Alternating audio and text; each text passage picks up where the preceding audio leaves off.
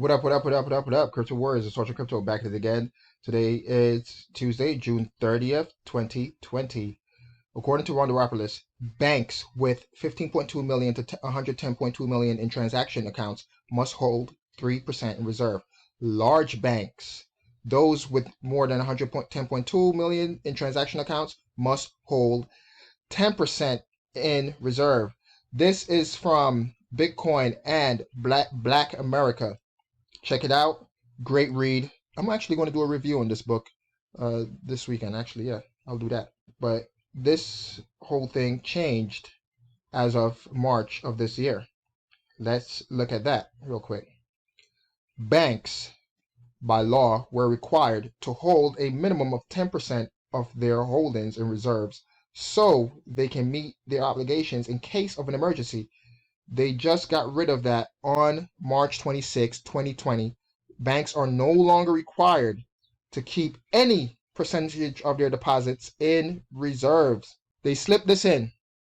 They slipped this in after this whole shutdown crisis event happened. However, they've been trying to get this rule passed for many, many years. And they slipped this in. They sneaked it in while no one was watching.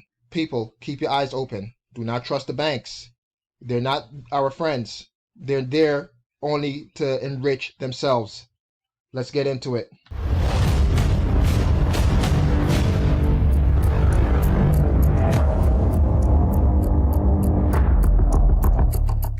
Vechain. Vechain. This is coming from Vitologist. Vechain Vet is now the 5th most used blockchain in the world, just behind Bitcoin, Ethereum, XRP, and Binance Coin. It is the only project of the top 5 without a multi-billion-dollar market cap.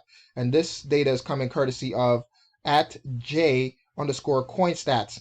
Check out Coinstats at the website. It looks just like CoinMarketCap. However, they give you the coin stats based on transactions and how the each blockchain network is being used. And here we are, 1 through 5. Vechain is the 5th one, and it is only $488.3 million in a market cap sense. So when you're talking about it actually being used and being adopted, we have a lot of room to grow, to get caught up just even to the number 4 spot, right? To get caught up to just even the number 4 spot, we're going to, it'll, what's that, 1, 2, it'll fight maybe 4x from here just to get to the number 4 spot. So think about that in terms of growth, when you're trying to evaluate these cryptocurrencies and their use cases. And we know that Vechain is being used right now because of all the partnerships that they have and because of the adoption that's happening worldwide. Let's get into that right now. This is coming from Cointelegraph. Blockchain verifies the authenticity of non-genuine Nikes. I don't know why that was so hard. Announced on June 24th, Australian shoemaker Chase Shale and retailer The Kickstand have partnered to produce a limited run of the sneakers. Vechain authenticates custom footwear. I don't know what's happening here.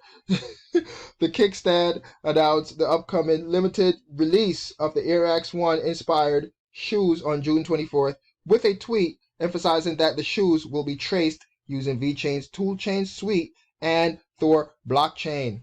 Real world use case being adopted. They have a partnership also with Walmart in China. The Australian shoemaker first revealed that they were partnering with Vechain in November 2019. And here we are, about 8 months later, that is starting to come to fruition, like it's starting to actually happen.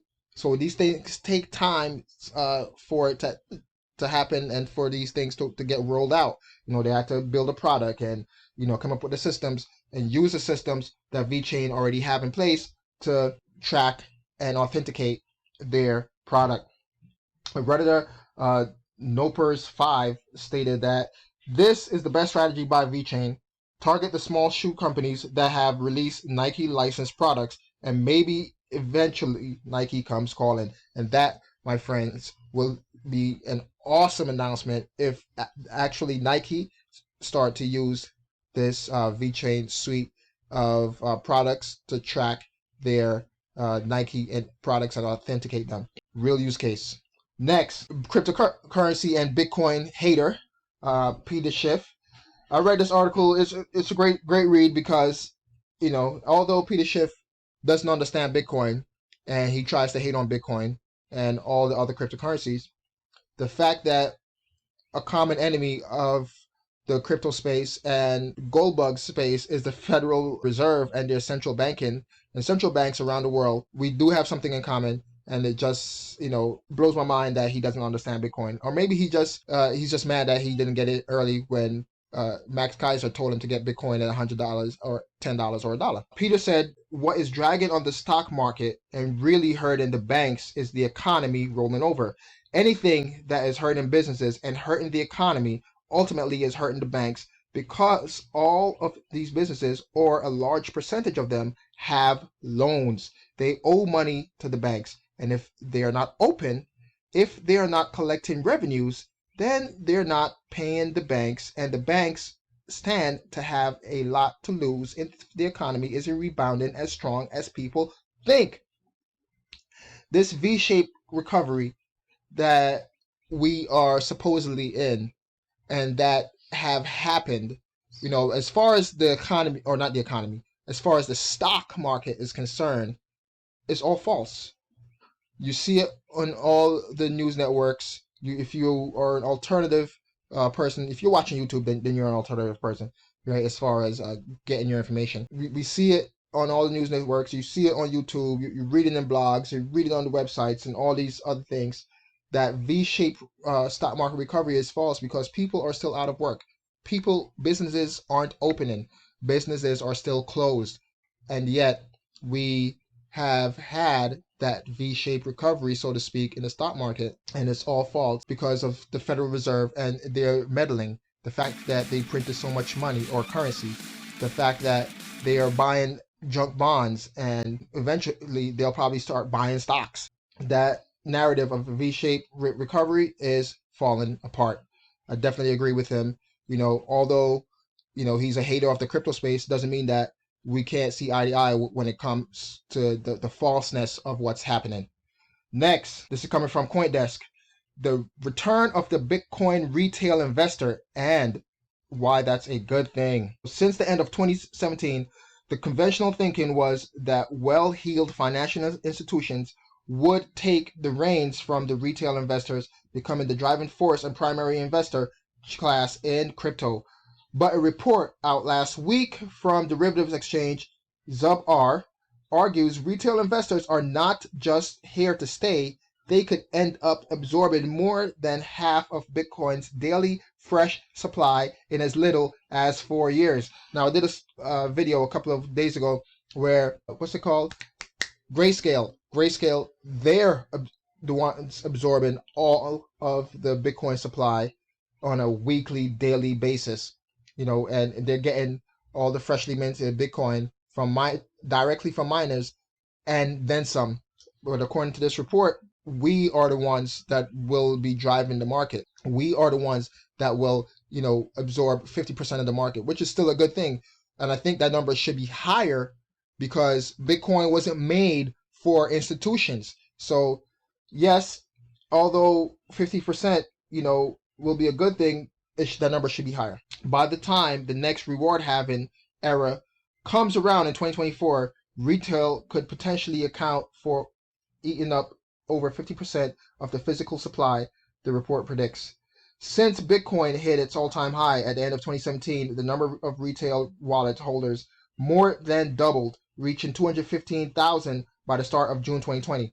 In total, these entities hold over 500,000 Bitcoin, $4.6 billion worth, up over 100,000 since the start of 2019. So we're the ones, buying up, stacking sats, right? Remember, stack sats on a daily basis, on a weekly basis, on a monthly basis. Always stack sats. We're the ones that are supposed to be the ones in charge of Bitcoin. We're the ones that are supposed to be the ones using Bitcoin, not those institutions like Grayscale that they're They're trying to basically corner the market and have a stronghold on Bitcoin. By the next halving, they should have at least 10% of all of Bitcoin, just one company alone. Remember, Bitcoin is the people's currency, not institutions' investment tools. And it says, zooming out, there hasn't been a month of net decline since April 2019. Going out further, there have only been 5 months since the mining of the Genesis block more than 11 years ago, where the monthly amount of retail balances of Bitcoin have decreased rather than grown. So here it is, and it's showing you in this chart where there was a negative, where people were basically selling their Bitcoin and emptying their wallet. Again, Bitcoin is the people's currency. Bitcoin is the people's money. We can't let these institutions come in here and buy up all of Bitcoin and give it to us at a premium, because that's what Grayscale is doing right now. They're buying it all up to try to give it to us, retail investors, and they're not even giving it to us yet. They're only giving it to institutions. When they decide, or when it's legal for them to give it to us, it'll be at a 10x, 100x premium, something ridiculous. Buy your own Bitcoin. Get into the space. Use Bitcoin. Do not let these institutions come in and corner the market and tell us what Bitcoin is, from what we really know what it is. We know that it's supposed to be currency. We know that it's supposed to be money, a peer-to-peer cash system. Let me know what you guys think. Smash that like button. Hit that subscribe bell. To get notified when I upload new videos. Thanks for watching. Thank you for the support. It's Sergeant Crypto, and I'm out. Peace.